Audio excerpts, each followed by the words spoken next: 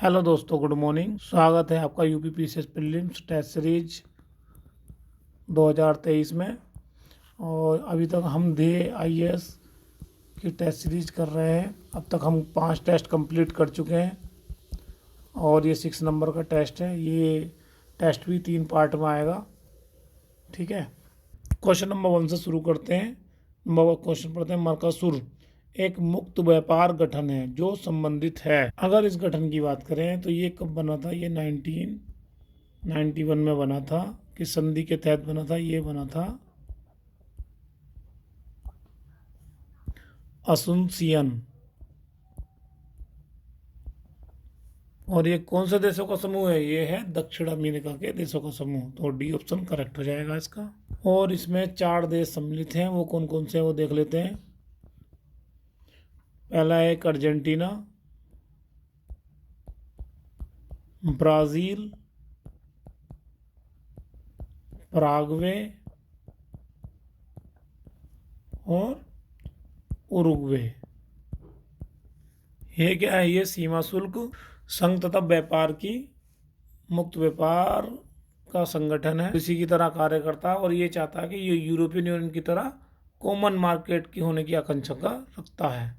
अगर south America की बात करें तो साउथ अमेरिका में 2 ही लैंडलॉक कंट्री हैं, जो कि एक इसमें आया पराग्वे और एक बोल्विया।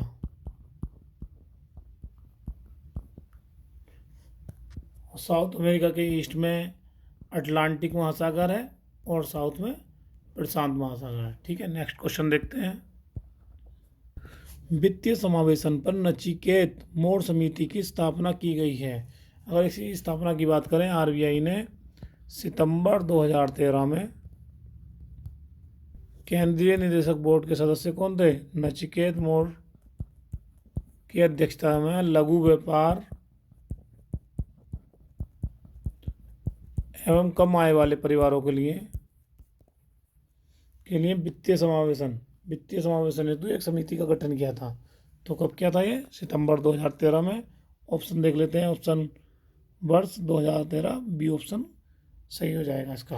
अगला क्वेश्चन देखते हैं।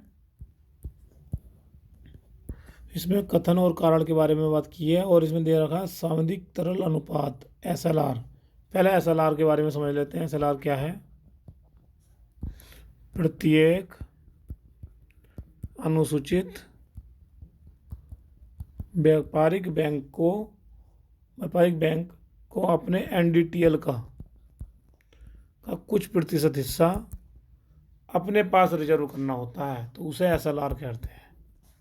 ये नगद में भी हो सकता है, स्वर्ण में भी हो सकता है, सोने में, और सरकारी प्रतिभूति भी हो सकती हैं, ठीक है। ये ध्यान रखना कि SLR वो होता है जो अनुसूचित बैंक NDTL का कुछ % हिस्सा अपने पास नगद के रूप में रखती हैं। तो अगर एक बात देखें कि SLR का कुछ % हिस्सा अपने पास रखती हैं, तो अगर SLR ज़्यादा होगा तो उसे कुछ हिस्सा अपने पास रखना पड़ेगा। मतलब ज़्यादा हिस्सा रखेगा तो लिक्विडिटी क्या हो जाएगी? मतलब जो तरलता होगी, मतलब जो देने, तो वो कम हो जाएगी, ठीक है। आप क्वेश्चन समझते हैं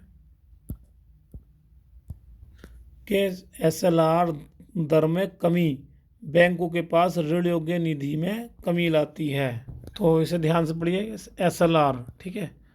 जो बैंक अपने पास अगर जो धन रखती है वो SLR है। अगर उसे रखने में अगर वो कमी करेगी, मान लिया 100 रुपये है बैंक के पास और अभी वो रखती है 40 रुपये, तो 60 रुपये लोन देती है, ठीक है। और अब ये बोला इन्होंने कि SLR की दर में कमी कर दी जाए। मान लिया अब ये 40% की जगह हमने 20% कर दिया, तो लोन देने की दर कितने रुपए बचे? 80 रुपये। मतलब 80% लोन दे सकती है वो। तो क्या बोला इन्होंने कि SLR दर में कमी बैंकों के पास ऋण योग्य निधि में कमी लाती है। कमी नहीं लाती, ज़्यादा हो जाती है, मतलब वृद्धि करती है।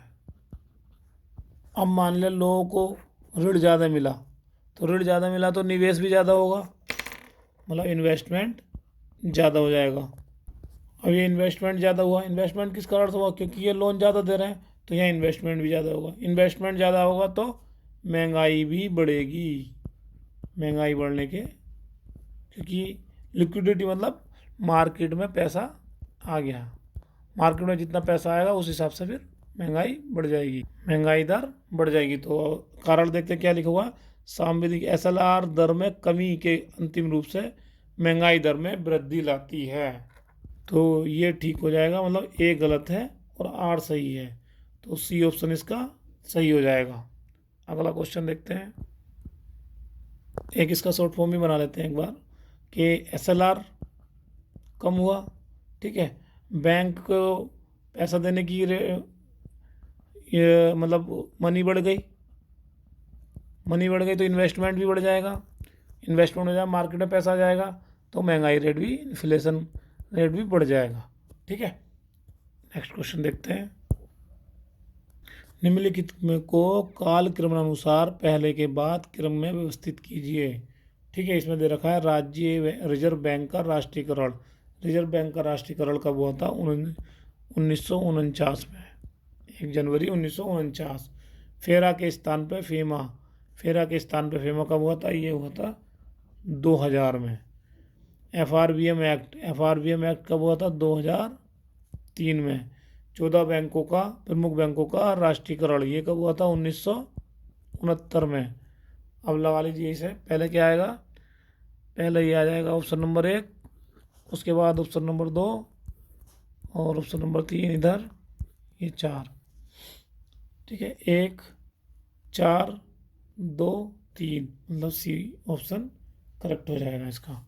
अगला क्वेश्चन देखते हैं, भारत में कार्य करने वाले बैंकों को अपनी कुल जमा राशि का कुछ प्रतिशत भाग तरल कोषों के रूप में तथा शेष ऋण के अनुमोदित प्रतिभूतियों के रूप में रखना पड़ता है। वर्तमान में भी 18% है। अभी क्वेश्चन नंबर हम 2 में बात कर रहे थे, उसे क्या बोलते हैं? SLR। ठीक है, इसमें कुछ हिस्सा कौन रखता है? बैंक अपने पास रखते हैं और आजकल उसकी परसेंटेज वर्तमान में 18% है। तो हिंदी में क्या बोलते हैं उसे? वैधानिक तरल कोषानुपात।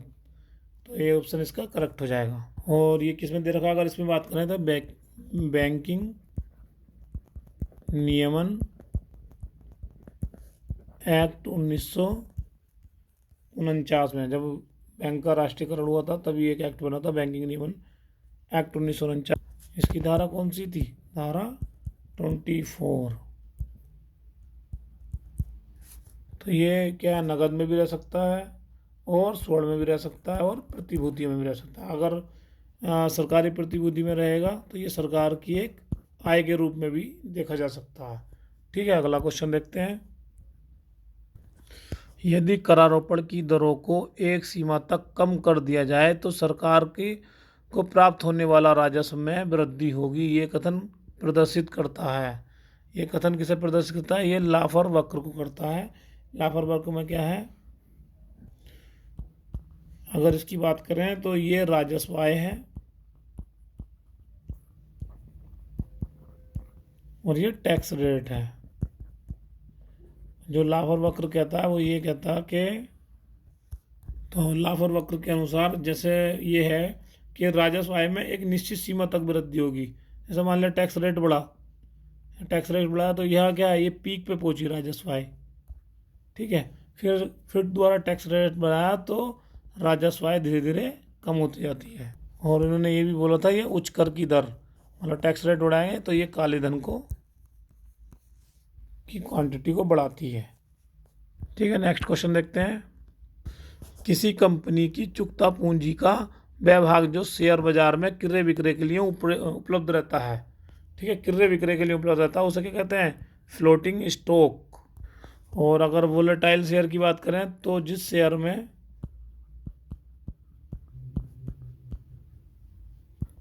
के मतलब इसकी कीमतों पे बहुत अधिक परिवर्तन होता है तो उसे क्या कहते हैं? वोलेटाइल शेयर कहते हैं। कभी बहुत ज़्यादा बढ़ जाएगा, एकदम कम हो जाएगा, तो मतलब कीमतों में परिवर्तन होता रहता है बहुत अधिक, तो इसे क्या कहते हैं? वोलेटाइल शेयर कहते हैं। अगला क्वेश्चन देखते हैं, निम्नलिखित युग्मों में से कौन सा एक सही नहीं है? नहीं की पूछा है। तो जानकी रमन समिति किसके लिए थी? प्रतिभूति घोटाला के लिए, ये बिल्कुल ठीक है। महाजन समिति चीनी उद्योग के लिए। मीरा सेठ समिति कर सुधार के लिए नहीं थी, ये किसके लिए थी? हथकरघा के विकास के लिए। हथकरघा के विकास के लिए। और खुसरो समिति किसके लिए थी? कृषि साख के लिए। तो इसका ऑप्शन नंबर सी सही हो जाएगा। अगर मीरा सेठ की बात करें तो ये क्या है? ये भारतीय जनसेवक भी हैं, राजनयिक, महिला अधिकार कार्यकर्ता और यूनिसेफ की अध्यक्ष भी रही हुई हैं। यूनिसेफ की अध्यक्ष भी रही हैं। हथकरघा और मत्स्य पालन के विनिमय में महिलाओं की भागीदारी पर इन्होंने विशेष शोध और अध्ययन भी किया है। अगर इनकी बुक की नाम देखें तो बुक का नाम भी क्या रखा है इन्होंने? Women and development, the Indian experience, the Indian experience. ये ध्यान रखना, women and development, the Indian experience. ये किसने लिखी है? मीरा सेठ जी ने। ठीक है, अगला क्वेश्चन देखते हैं। संघीय बजट के संदर्भ में राजकोषीय घाटा है तो इसे बोलते हैं कुल व्यय माइनस राजस्व की प्राप्ति प्लस ऋणों की वसूली और प्लस विनिवेश की प्राप्तियां।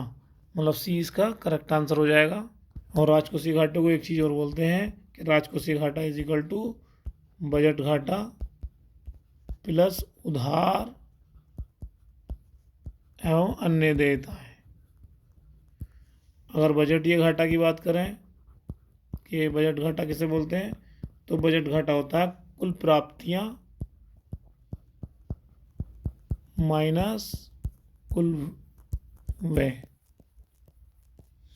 ठीक है। और राजस्व घाटा की बात करें तो उसमें भी राजस्व प्राप्तियां माइनस राजस्व व्यय। और प्राथमिक घाटे की बात करें तो प्राथमिक घाटे में क्या होता है?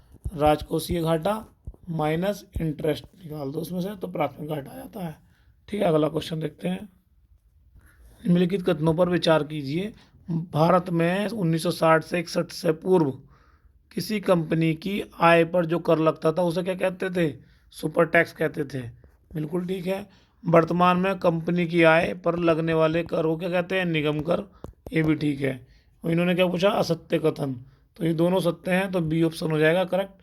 ना तो एक ना ही दो। इसकी बात करें तो ये घरेलू और विदेशी दोनों कंपनी पर लगता है। ठीक है, डोमेस्टिक और फॉरेन दोनों कंपनियों पर लगता है। ये एक प्रकार का क्या है? ये एक प्रकार का प्रत्यक्ष कर है। और वर्तमान वित्तीय वर्ष की बात करें 2022-23 की, तो इसकी दर की बात करें जैसे 400 करोड़ का टर्नओवर है तो उस पर लगेगा 25%। और 400 करोड़ से अगर अधिक है तो उस पर लगेगा 30%। ठीक है, अगला क्वेश्चन देखते हैं। निम्नलिखित में से कौन सा एक सही सुमेलित नहीं है? नहीं, राष्ट्र और मुद्रा दे रखा है। बांग्लादेश की क्या है? टका। यूएई की दिनार। नहीं, इसकी दिनार नहीं है, इसकी क्या है? दिरहम। चीन की युआन है, थाईलैंड की बात है। अगर एक दो की बात करें तो जैसे सेशल्स, ये भी, इसकी क्या है? रुपया। भूटान, भूटान की बात करें तो नगुल्ट्रम। और अगर मलेशिया की बात करें, मलेशिया क्या है? रिंगिट। मालदीव की बात करें तो मालदीव की क्या है? रूफिया। नेपाल की बात करें तो नेपाल की है रुपिया। और इंडोनेशिया की बात करें तो उसकी क्या है? रुपिया। ठीक है, दक्षिण कोरिया की वान है। तो पड़ोसी देश सबकी याद कर लीजिए इन्हें, बहुत इंपॉर्टेंट है ये। ठीक है, नेक्स्ट क्वेश्चन देखते हैं। निम्नलिखित कथनों पर विचार करें। मुद्रास्फीति एक गणितीय युक्ति है जिससे बाजार में मुद्रा के फैलाव और वस्तुओं की कीमतों में वृद्धि को मापा जाता है। बिल्कुल ठीक है। भारत में मुद्रास्फीति की माप का सर्वाधिक प्रचलित माप उपभोक्ता मूल्य सूचकांक के आधार पर किया जाता है। नहीं, ये किया जाता है थोक मूल्य सूचकांक के आधार पर।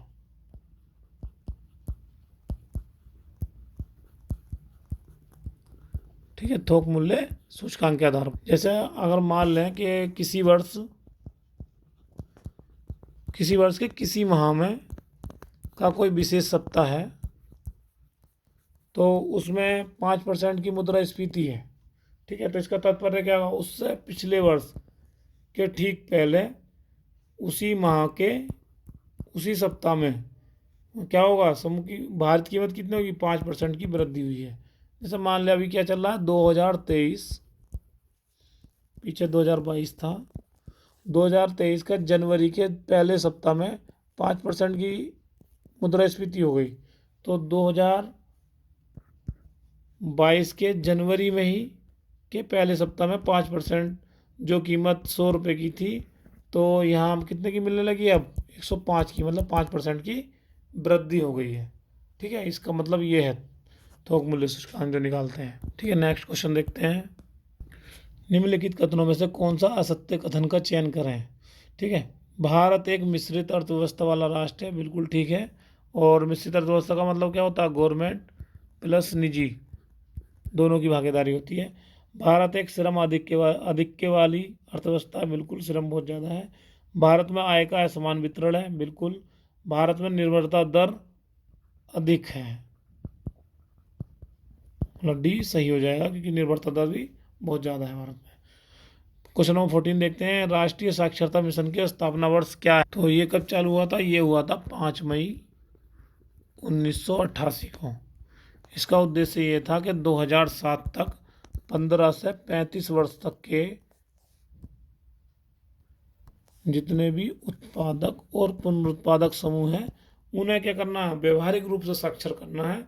और उनका लक्ष्य कितना रखवाना है, 75% हासिल लक्ष्य करना है। तो और 2009 में क्या कह रहा था, भारतीय साक्षरता मिशन के बदले क्या चला दिया था, साक्षर Bharat mission.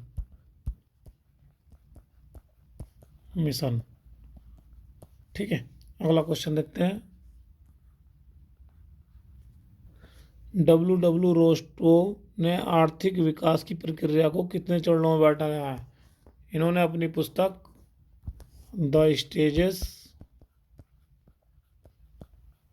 Of economic growth a non communist manifesto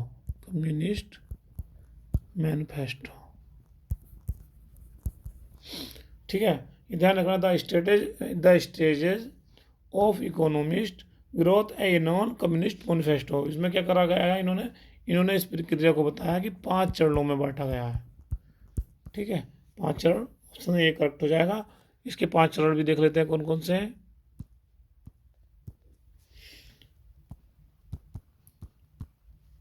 पारंपरिक समाज, आत्मस्फूर्ति,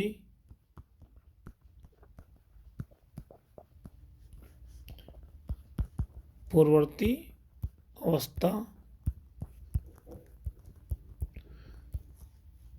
और आत्मस्फूर्ति की अवस्था, परिपक्वता की अवस्था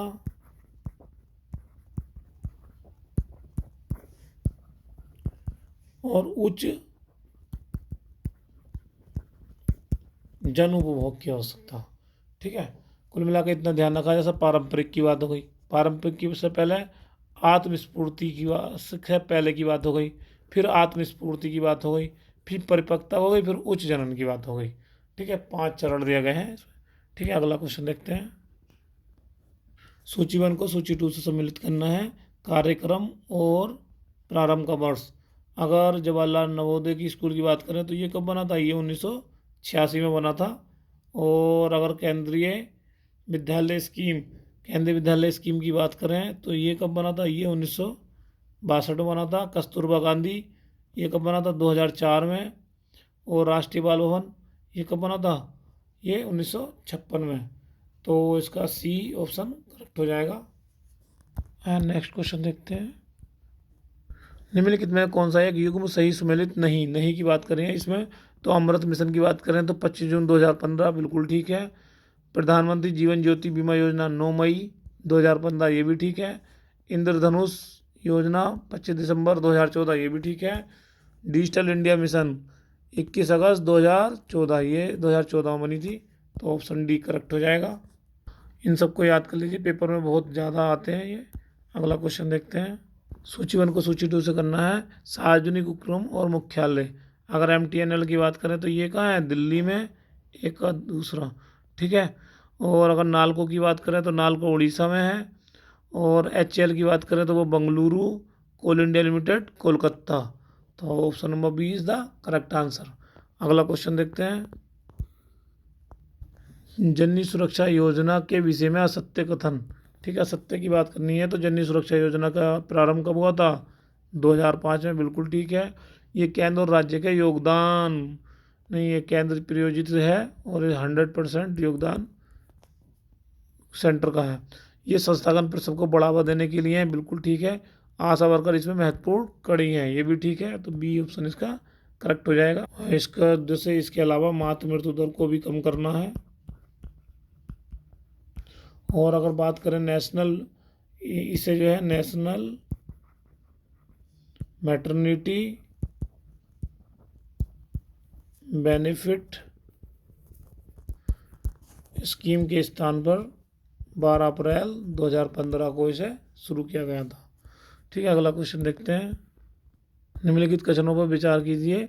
सेबी एक गैर संवैधानिक सांविधिक संस्था है, नहीं, ये सांविधिक संस्था है, तो ये गलत हो जाएगा।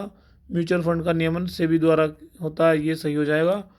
तो ये इन्होंने क्या पूछा, असत्य कथन, असत्य हमारा पहला है, तो option B is the right answer. SEBI की स्थापना की बात करें तो कब हुआ था, इसका स्थापना हुई थी 12 अप्रैल 1988 को। तो 1988 को जब हुई थी तो ये था, क्या थी, ये गैर सांविधिक रूप में हुई थी। लेकिन 30 जनवरी 1992 को एक अध्यादेश जारी करके इसे सांविधिक दर्जा दे दिया था, ठीक है। और 4 अप्रैल 1992 से ये अधिनियम इससे प्रतिस्थापित हो गया था। अगला क्वेश्चन देखते हैं। निम्नलिखित कथनों पर विचार करें। भारत में पहला आर्थिक सर्वेक्षण कब हुआ था, 1950-51 में प्रस्तुत किया गया था, बिल्कुल ठीक है। वर्ष 1964 तक आर्थिक सर्वेक्षण केंद्रीय बजट के साथ प्रस्तुत हो गया था, ये भी ठीक है। मतलब सही कौन से हैं, सही पूछे तो C option is the correct answer, ठीक है। ध्यान रखना कि 1964 से आर्थिक सर्वेक्षण केंद्रीय बजट के साथ प्रस्तुत हो गया था। अगला क्वेश्चन देखते हैं। पूंजी, मानव पूंजी में बढ़ता हुआ विनियोग, ठीक है, मानव पूंजी को बढ़ाना है तो सबसे पहले क्या होगा, कुशलता होगी, तभी मानव पूंजी में। फिर संसाधन का समुचित उपयोग होगा, ठीक है। फिर उत्पादकता में वृद्धि होगी। अब देख लीजिए इसमें कुशलता, तो सी ऑप्शन इसका करेक्ट हो जाएगा, क्योंकि मानव पूंजी को भी अन्य पूंजी के समान ही माना गया है। और मानव पूंजी में बढ़ता विनियोग उत्पादकता की वृद्धि की ओर ले जाएगा, ठीक है। अगला क्वेश्चन देखते हैं। जब हम प्राकृतिक संसाधनों का उपयोग करके किसी वस्तु का उत्पादन करते हैं, ठीक है, प्राकृतिक साधनों की बात हो रही है, तो ये अर्थव्यवस्था के किस क्षेत्र से सम्मिलित होगा, तो ये होगा प्राथमिक। कि जब प्राकृतिक की बात होती है तो प्राथमिक, अगर उद्योग की बात होती है तो द्वितीयक हो जाएगा, और सर्विस की, सेवा की बात होती है तो तृतीयक हो जाएगा, ठीक है। नेक्स्ट क्वेश्चन देखते हैं। कथनों का कारण दे रखे हैं। भारत में राष्ट्रीय आय की गणना में असंगठित क्षेत्र एक समस्या है, बिल्कुल ठीक है। असंगठित क्षेत्र की आय की गणना विशिष्ट उपकरण नहीं है, बिल्कुल ठीक है, कोई उपकरण नहीं है, इसलिए ये समस्या है। तो ए ऑप्शन सही हो जाएगा इसका। अगर बात करें तो किसी राष्ट्र के नागरिकों द्वारा एक वर्ष, ठीक है, टाइम पीरियड जरूर होगा, एक वर्ष की अवधि में उत्पादित व समस्त, एक तो टाइम पीरियड, और अंतिम वस्तु और सेवाओं को मौद्रिक मूल्य की नेशनल इनकम बोला जाता है, ठीक है। अगला क्वेश्चन देखते हैं। सकल घरेलू उत्पाद GDP के संबंध में निम्नलिखित कथनों पर विचार करें और सत्य कथन का चयन करें। ये किसी देश की सीमा के अंदर सामान्यतः एक वर्ष के उत्पादित अंतिम वस्तुओं और सेवाओं का मौद्रिक मूल्य होता है, बिल्कुल ठीक है। यह सदैव आवश्यक है कि संपूर्ण GDP देशवासियों की उत्पादक सेवाओं का ही परिणाम है, नहीं, ये आवश्यक नहीं है, क्योंकि ये जो विदेशी यहाँ रहते हैं तो उनके द्वारा जो उत्पादक सेवाएं हैं उनका परिणाम भी हो सकता है, ठीक है, क्योंकि जो देश में रहते हैं उन सबका ही लगता है ये। ठीक है, अगला क्वेश्चन देखते हैं। दोस्तों आज इतना ही रहने देते हैं, क्योंकि अभी 25 मिनट की वीडियो तो ऑलरेडी बन चुकी है। इस पेपर को 4 पार्ट में डिवाइड कर देंगे, क्योंकि इकोनॉमिक्स का है तो थोड़ा समझना भी पड़ता है इस पेपर को। ठीक है, नेक्स्ट वीडियो में फिर मिलते हैं। धन्यवाद।